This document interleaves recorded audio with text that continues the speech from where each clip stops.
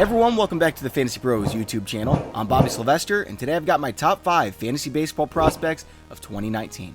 The list starts at number 5 with Fernando Tatis Jr., shortstop of the San Diego Padres. Now, if this list were for real baseball rather than fantasy baseball, Tatis would be all the way up at number 2 for me. He's a true 5-tool talent that should offer plus defense at shortstop, but since he'll be playing half his games in San Diego, his offensive potential at homers, RBIs, and runs are likely to be limited. With that said, he does have the long-term potential of a player like Francisco Lindor. At number 4, I've got Adel, outfielder of the Los Angeles Angels. When the Angels drafted Adel 10th overall, it was thought to be a reach because he was so raw, came with significant risk.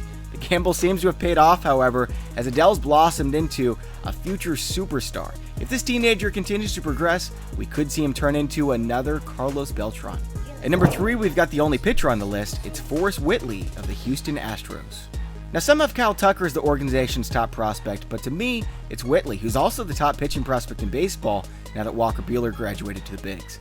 There's a reason Houston had no interest in re-signing Charlie Morton or Dallas Keuchel. It's because Forrest Whitley and his teammate Josh James are ready to fill their shoes and perhaps even more this season. At number 2, we go back to the outfielders. It's Eloy Jimenez of the Chicago White Sox. While their body types may be a little bit different, the production of Manny Ramirez always jumps to mind when I watch Jimenez play. He's a borderline plus power guy and plus hit tool guy, which is a rare combination. The White Sox will likely call him up mid-season this year, and you can expect him to make a similar impact right away to what Juan Soto did for the Nationals last season.